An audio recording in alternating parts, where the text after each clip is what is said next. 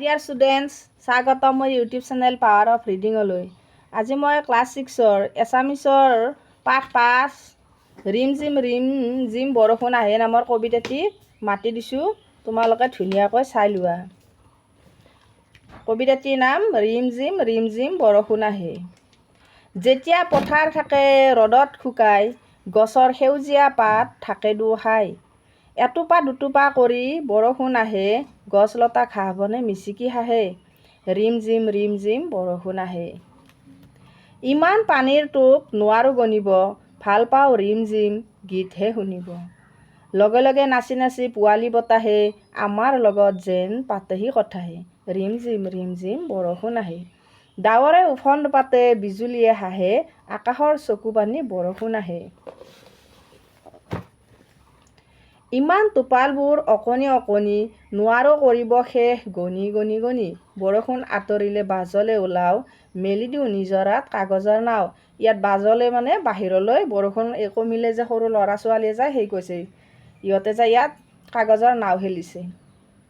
ঢৌৱে ঢৌৱে নাচি নাও যায় লাহে লাহে, নীলা আকাশত যেন জন্তি হৈ ভাহে। ৰিম জিম বৰষুণ আহে। কবিতাটি কবি নৱকান্ত বৰুৱাই লিখিছে।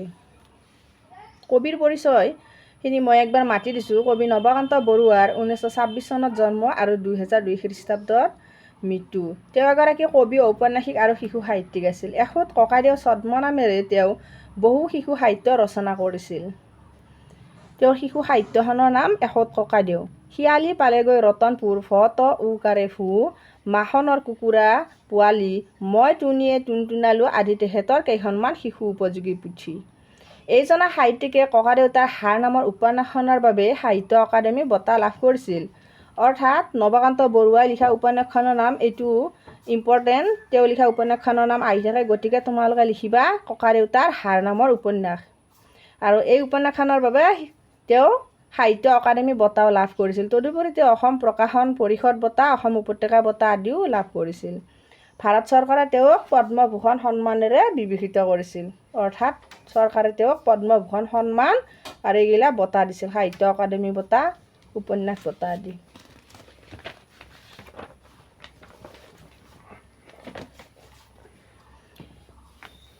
ইয়াৰ পিছত আছে, ইয়াত শুদ্ধ উত্তৰটোত গোলবৃত্ত মাৰিবলৈ দিছে। ৰ'দৰ গছৰ সেউজীয়া পাতবোৰ কিদৰে থাকে?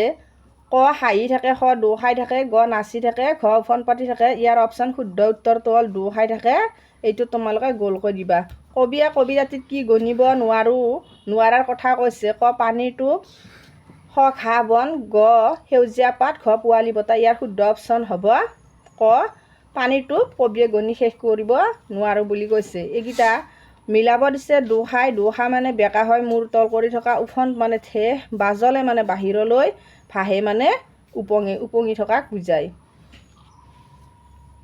নেক্সট বাকীখিনি মই পিছৰ ভিডিঅ'ত দি দিম অহা পাৰ্টত। গতিকে নেক্সট পাৰ্টত এতিয়া তোমালোকে এইখিনি ধুনীয়াকৈ লিখি ল'বা। অকল লিখিলেই নহ'ব, কিন্তু ধুনীয়াকৈ মুখস্থ কৰি দিবা। আজিলৈ এৰিছোঁ, তেনেহ'লে বাই।